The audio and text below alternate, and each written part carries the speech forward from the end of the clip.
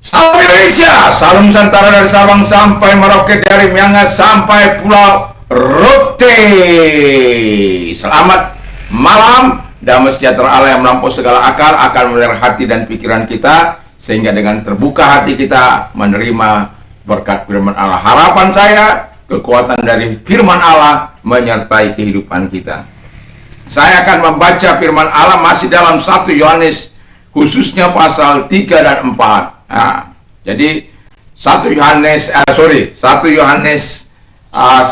ayat 3 dan 4. Demikian bunyi firman Allah, apa yang telah kami lihat dan apa yang telah kami dengar itu kami beritakan kepada kamu, supaya kamu beroleh persekutuan dengan kami, dan persekutuan kami adalah persekutuan dengan Bapa dan anaknya Yesus Kristus.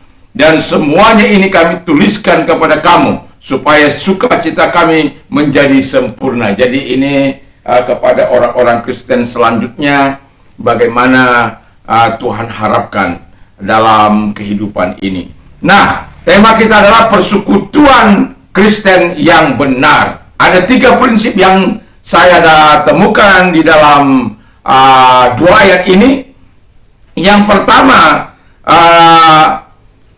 prinsip yang pertama adalah membumi di dalam kesaksian firman Allah. Orang percaya itu harus membumi, ya, harus mendasar, harus tertanam kuat di dalam kesaksian firman Allah. Bagaimana dia mungkin bersaksi kalau dia belum mengalami Kristus?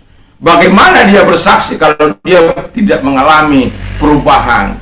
Bagaimana dia bersaksi kalau damai sejahtera daripada Allah tidak ada dalam hidupnya? Bagaimana dia bersaksi kalau dosa terus berkecamuk atau ada di dalam hidupnya? Dia tidak pernah bisa berhenti melakukan dosa-dosa yang dilarang oleh Tuhan. Nah, jadi orang-orang percaya harus membumi. Itu prinsip yang pertama, membumi dalam kesaksian firman Allah, dalam firman Allah. Kalau tidak membumi dalam kesaksian firman Allah, itu akan menjadi sulit bagi kita untuk bertemu. Yang kedua, kata firman Allah adalah persekutuan Kristen yang benar itu orang percaya saling bergantung pada kesatuan orang-orang percaya. Jadi artinya begini, bahwa kita sebagai orang-orang percaya di seluruh dunia ataupun di lingkaran kita yang paling kecil, di daerah kita masing-masing, kita harus bersatu. Tetapi persatuan kita, persekutuan kita bukan seperti yang terjadi seperti pasir yang sedang ditimpa hujan. Kelihatannya berkumpul, tetapi sebenarnya berpisah.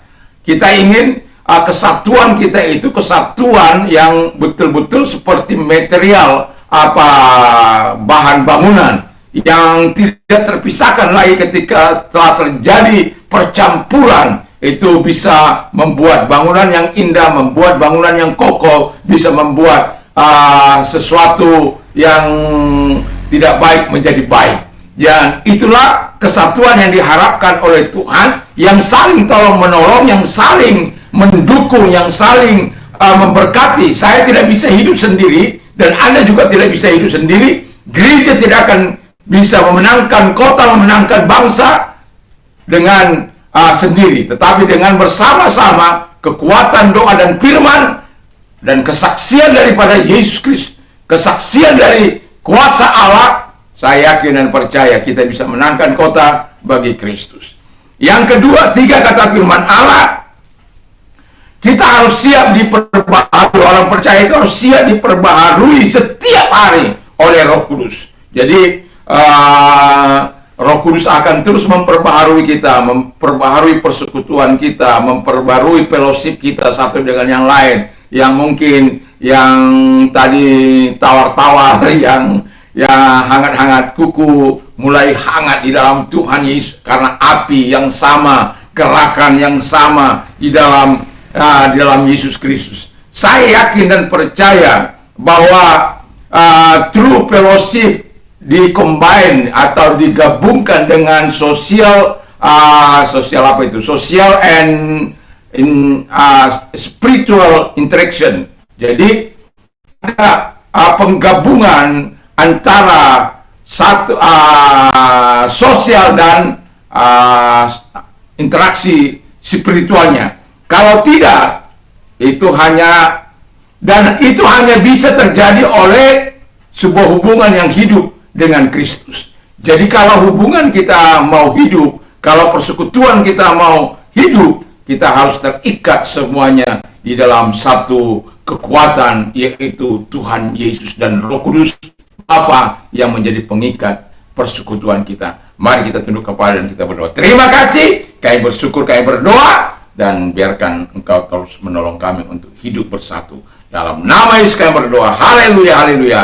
Amin. Selamat malam, selamat beristirahat. Mantap, mantap, mantap.